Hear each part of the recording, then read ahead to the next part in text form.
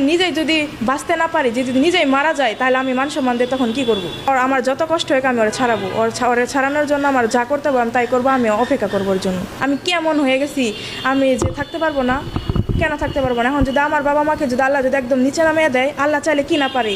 আল্লাহ গরিবকে ধনী বানাইতে পারে, ধনীকে গরিব বানাইতে পারে। যদি আমার বাবা মার কাছে দেওয়া হয় তাহলে আমি আত্মহত্যা করবো। আর আত্মহত্যার জন্য আমার বাবা মা আর আমার খালু আজগর আর আজগরের ছেলে ফাহিম, এই সবগুলা ব্যক্তি দায়ী থাকবে।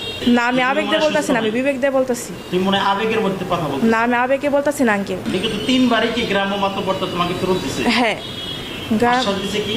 আশ্বাস দিছে যে তোর 18 বছর হবে তখন তোর ওর কাছে দিব। কিন্তু নিয়ে যাওয়ার পরে 4-5 দিনই হয় না, তখন বিয়ের জন্যই করে আর মারধর করে, কিছু না বললেই মানে অত্যাচার করে, অনেক মারধর করে। আজগর আমার খালু, ইনি মানে উসলানিমূলক আমার বাবা মাকে মানে উসলে দেয়, বলে যে তুই করবি কেন, এই মেয়েকে দিবি কেন? তোর যদি এত হয়, মেয়ের যদি এতই বেশি হয়ে যায়, তাহলে মেয়ে আমারে দিয়ে দে, মেয়ে আমি পালবো, এইভাবে বলে।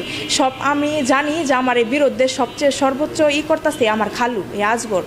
তুমি কি এখানে সব জ্ঞানে আসছো, নাকি কেউ তোমাকে নিয়ে আসছে, নাকি কিভাবে তুমি এখানে আসছো? আমি এখানে সব জ্ঞানে আসছি, আমাকে কেউ নিয়ে আসে নাই। কারণ আমি আর কত চোখ থাকবো যেখানে আমার মান সম্মান যাওয়ার যেটুকু যাওয়ার চলে গেছে। আমার বাবা মা তারপর আমার বিরুদ্ধেই করতেছে, তারপরেও তারা আমাকে নেওয়ার জন্যই করতেছে। এখন আমি আর কত চোখ থাকবো? আমি আর চোখ থাকবো